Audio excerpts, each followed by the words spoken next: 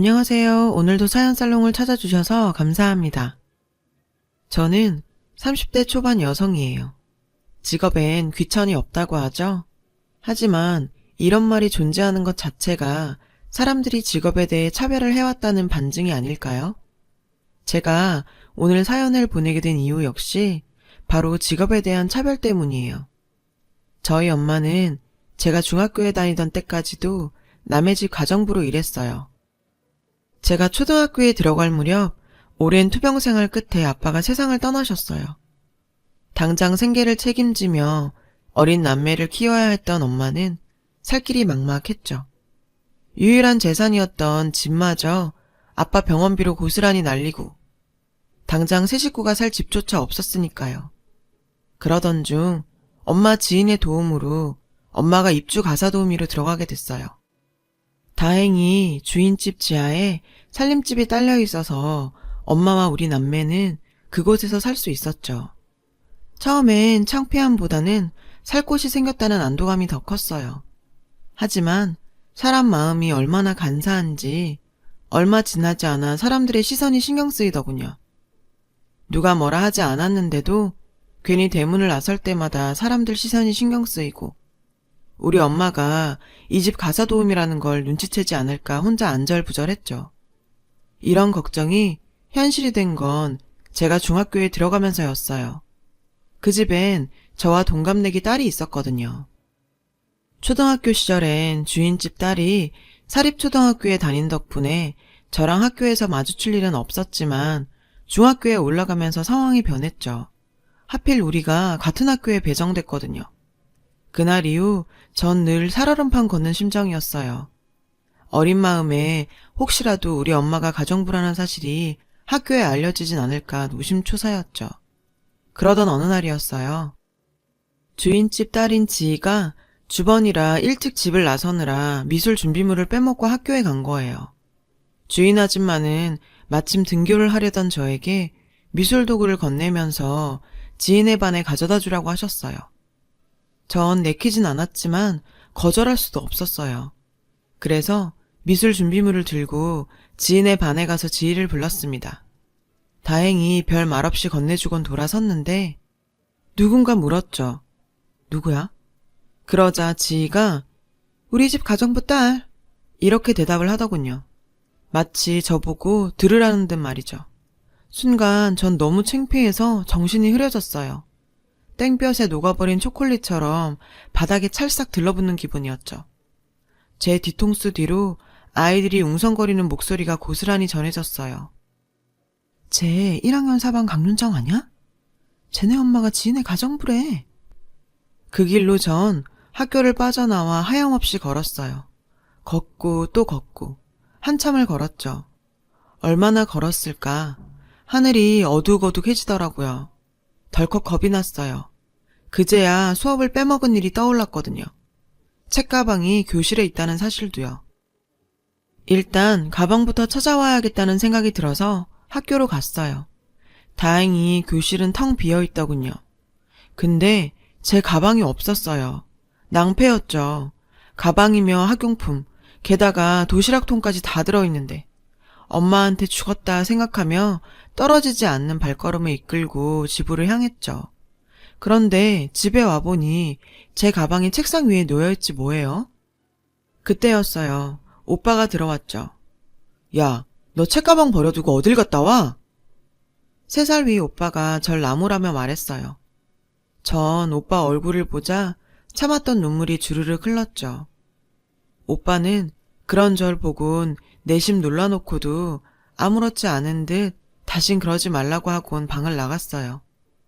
전 혹시 지희가 제 책가방을 가져온 건가 했는데 알고 보니 제가 학교에서 오지 않자 엄마가 오빠를 저희 학교로 보냈고 교실에 덩그러니 남아있던 제 책가방을 오빠가 들고 온 거였죠. 그리고 다음날 교실 문을 열고 들어갔더니 제 등장과 함께 교실은 찬물을 끼얹은 듯 조용해졌어요. 그리곤 반 아이들이 속닥거리며 제 눈치를 살폈습니다.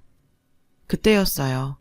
철딱선이 없기로 유명한 반 친구 하나가 저한테 와서 물었죠. 야, 니네 엄마 가정부라며? 그렇게 전교생이 다 알아버렸죠. 선생님들 모두. 싫었어요. 가난한 엄마도 싫고 일부러 우리 엄마가 가정부란 사실을 알린 지희도 싫고 이 상황을 어쩌지 못하는 내 자신도 다 싫었어요. 그날 이후 전 툭하면 학교에 빠졌고 학교에서 소위 날라리로 불리는 친구들과 함께 다니면서 나쁜 짓도 하고 다녔죠. 당시 철없던 저는 엄마 속을 어지간히도 썩혔어요. 제가 정신을 차린 건 우리가 그 집을 나와 다른 곳으로 이사를 했던 중3 여름부터였어요. 어차피 대학에 갈 성적도 안 되고 일찍 취직해 돈이나 벌자는 심정으로 실업계 고등학교에 들어갔는데 수업도 재밌고 무엇보다 집에서 많이 떨어진 곳에 위치한 학교라 우리 집 사정을 아는 사람이 없어서 좋았어요. 그 학교에서 친구도 사귀게 된 저는 예전처럼 모범생으로 돌아갔습니다. 3학년 2학기 때는 일찌감치 취업에 성공해서 직장 생활을 하며 돈을 벌었어요. 엄마는 그동안 모은 돈으로 작은 분식집을 차렸고요. 장사를 하는 와중에도 엄마는 부업으로 맛간장이나 각종 청을 만들어 팔았어요. 가정부로 일하던 당시 알게 된 인맥을 통해 아름아름 팔았는데 입소문이 꽤나 있어서 벌이가 좋았죠. 분식집 매상보다 나을 때도 있을 정도로요. 분식집 일만 해도 여자 혼자 하기에 힘에 부칠 판에 부업까지 하려니 엄마는 쉬는 날 하루 없이 일을 해야 했어요. 일을 마치고 잠자리에 들 때면 언제나 앓는 소리를 할 정도로 힘에 부쳐 보였어요. 굳이 그렇게까지 하지 않아도 먹고 살 수 있는데도 엄마가 이렇게 억척을 떨며 돈을 번 데에는 이유가 있었습니다. 바로 저희 오빠 때문이었죠. 인물 좋고 공부 잘하고 성실한 FM인 오빠는 엄마가 살아가는 이유였어요. 더 이상 개천에선 용이 나지 않아. 돈 들여 가르쳐야 용도 되고 하는 거지. 엄마는 하나뿐인 아들만큼은 자신 손으로 용을 만들어 승천시키겠다는 의지로 번 돈을 고스란히 오빠 교육에 쏟아부었어요. 덕분에 오빠는 엄마가 그렇게 염원하던 S대에 들어갔고 없는 살림에 호주 어학연수까지 다녀올 수 있었죠. 그리곤 남들 모두 부러워하는 대기업에 떡하니 취업이 됐고요. 누가 봐도 해피엔딩이었죠. 그런데 이렇게 엄마의 피땀으로 지금의 자리에 오르게 된 오빠가 엄마의 뒤통수를 치는 사건이 발생했어요. 바로 결혼이었어요. 결혼을 전제로 만나고 있는 사람이 있다면서 오빠가 집으로 여자를 데리고 왔어요. 그런데 하필 그 여자가 지희인 거예요. 주인집 딸 전지희요. 아니, 네가 여긴 어떻게... 전 지희를 보자 심장이 쿵 내려앉는 것 같았어요. 그건 저희 엄마도 마찬가지였겠죠. 지인에서 가사 도우미로 있으면서 그 집 모녀한테 호되게 당해왔던 엄마는 지희를 보자 입술을 바들바들 떨었죠. 저 역시 두말하면 잔소리고요. 그런데 오빠는 이런 반응을 보고도 대수롭지 않다는 듯 이러더군요. 지희랑 사귄 지는 좀 됐어. 진작부터 말할까 하다가 엄마나 윤정이나 달가워하지 않을 것 같아서 말 안 했어. 황당했어요. 달가워하지 않을 걸 알면서도 굳이 지희여야 하는 이유도 모르겠고요. 오빠, 왜 하필 얘야? 하고 많은 여자 중에 왜? 그리고 지금 오빠 행동은 엄마가 반대를 해도 결혼을 진행하겠다는 거야, 뭐야? 제 말에 지희가 피식 웃더군요. 윤정아, 넌 여전하구나? 넌 왜 그렇게 날 싫어해? 혹시 그거 열등감이니? 솔직히 너랑 나 비교도 안 되는데 굳이 자신을 힘들게 하면서까지 비교하고 열등감 느끼는 건 좀 무의미한 짓 같지 않니?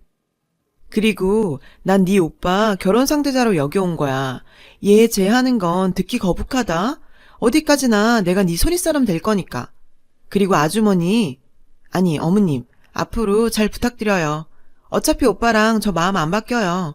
그러니까 괜히 힘 빼지 마시고 저희 결혼 축복해주세요. 네? 맞아요, 엄마. 저 이미 마음 굳힌 지 오래됐어요. 엄마도 아시겠지만 세상살이가 만만한가요? 남들보다 앞서 나가려면 비빌 언덕 하나쯤은 있어야죠. 장인어른이 제 언덕이 돼주실 겁니다. 그러니까 이 결혼 허락해주세요. 엄마는 야속한 눈빛으로 오빠를 쏘아보며 말했어요. 그래서 널 남부럽지 않게 가르친 거 아니니? 부모 덕은 못 봐도 너 하나 잘난 걸로 살아갈 수 있게. 그런데 왜 저 집이랑 엮이려고 그래? 이 애미가 그렇게 싫어하는 거 알면서도 왜? 저 혼자 잘나면 뭐예요? 제가 남들보다 대리 승진 늦었던 거 엄마도 아시죠? 그 이유가 뭐였는지 아세요? 빽이 없어서였어요. 과장님이 그러시더라고요. 너처럼 없는 집 애들은 승진에 밀려도 그게 지들 능력 탓인 줄 알고 죽어라 일하지만 있는 집 자식들은 승진 안 되면 그만두고 다른 회사로 가버린다고. 삶이라는 게 네 능력보단 있는 집이 자신들의 뒷배라고요. 장인어른 정도 힘이면 저도 그 뒷배 만들 수 있어요. 저도 제 능력 마음껏 펼칠 수 있다고요. 그러니까 엄마가 반대하셔도 저 이 결혼 반드시 합니다. 오빠는 작정한 사람처럼 자기 할 말을 쏟아붓고는 자리에서 일어났어요. 그러자 자기야, 그 얘기도 해야지. 지인은 오빠의 팔을 끌어당기곤 재촉했어요. 아, 그리고 죄송하지만 결혼식장엔 오지 말아주세요. 엄마가 지인에서 일하신 거 집안 어른들이나 장인어른 지인분들이 다 아시는데 그럼 제 체면이 뭐가 되겠어요? 그리고 윤정이 너도 지희 동창들이랑 알잖아. 미안하지만 안 왔으면 한다. 미안해요, 엄마. 오빠랑 지희는 서둘러 집을 나섰어요. 엄마랑 저는 망치로 머리를 맞은 사람처럼 멍한 표정으로 한참을 앉아 있었어요. 기가 막혔죠. 어떻게 오빠가 이럴 수 있죠? 저한테는 몰라도 어떻게 엄마한테 이럴 수 있냐고요. 그날 오빠의 폭탄 선언으로 엄마와 저는 쉽게 잠들지 못했어요. 그리고 얼마 뒤 오빠한테 전화가 왔어요. 사돈 어른이 상견례를 하자고 하신다고요. 전 그딴 게 무슨 소용이냐고 따졌어요. 어차피 지들 멋대로 할 결혼, 게다가 엄마랑 전 오지도 말라면서 무슨 상견례냐고요. 근데 엄마가 가시겠다는 거예요. 만나서 꼭 할 얘기가 있다고. 그래서 전 엄마를 모시고 상견례장으로 향했죠. 세월이 십수년 흘렀음에도 지인의 엄마는 여전했어요.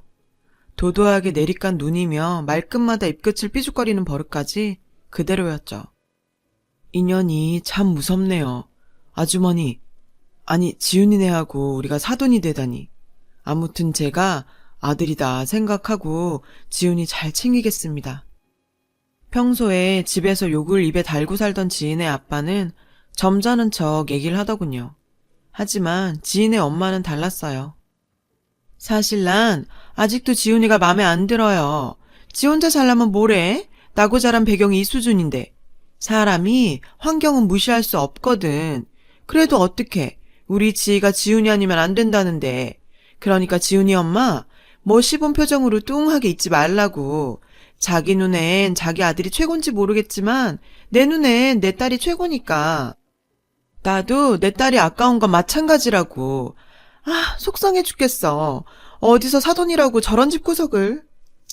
이건 뭐 격이 맞아야 어디서 얘기라도 꺼내지. 지희 엄마 말이 끝나자 지금껏 침묵하고 있던 엄마가 입을 열었어요. 맞아요. 사람이 나고 자란 환경 중요하죠. 아주 중요하죠. 그래서 제가 이 결혼을 반대하는 겁니다. 사모님, 제가 하나만 묻죠. 지희 사장님 호적이 올라있다고 치고 사모님은 올라있나요? 제가 알기론 아직 평창동 큰사모님이 이혼을 안 해주신 걸로 아는데 그럼 여전히 동거인 신분이겠군요. 뭐야? 그래, 나 이 양반 동거인이다. 그래서 뭐? 고작 그거 하나 꼬투리 잡겠다고 이 갈고 나온 거야? 누가 천안종자 아니랄까봐 기가 막혀. 내가 이래서 질 떨어지는 천안집구석이랑 안 엮이려고 했던 거라고. 지희 엄마는 말끝마다 천안집구석이라며 우리를 자극했어요. 그리고 그 말이 우리 엄마를 자극해 결국 지희 엄마한테 되돌아갔죠. 천안집구석이요? 천하면 그쪽보다 천하겠습니까? 이깟 결혼 하든 말든 이 말은 안 하고 넘어갈까 했는데 이렇게 나오시니 저도 못 참겠네요. 사모님, 지 누구 딸입니까? 사장님 딸 아니죠? 언젠가 사모님 차를 몰고 있는 조 실장님이 그런 얘기를 하더군요. 지 생부 원효로에 있는 한 캬바레 제비라고. 한참 춤바람 나서 사장님 몰래 춤추러 다니던 때에 만나 붙어먹은 사이라고요. 사모님 생각하면 10번이고 지 출생의 비밀을 사장님께 알리고 싶지만 어린애 인생 망치는 게 안타까워서 입 다문다고요. 근데 난 더 이상 입 못 다물겠네요. 내 새끼 인생 망칠 판인데 내가 뭔들 못하겠어요. 천한 집안? 그쪽 집구석보다 천한 집안이 또 있겠어요? 조광지천 놔두고 불륜 저지르고 사는 주제들이 돈 좀 있다고 유세 부리며 안팎으로 더럽게 살면서 누구 보고 출신을 운운해? 지훈아, 너도 똑똑히 들어라. 툭하면 비서에 골프장 캐디 건드려서 돈으로 입마금하는 장이네. 남의 남편 홀려 사는 상간녀 주제에 자식은 밖에서 몸뚱아리 막 굴려서 만들어온 장모. 이게 네가 바라던 뒷배냐? 더럽고 추잡한 것들이랑 어울려 살고 싶으면 네 마음대로 해라. 난 이렇게 천한 집구석이랑 사돈 맺는 거 거절할란다. 윤정아, 가자.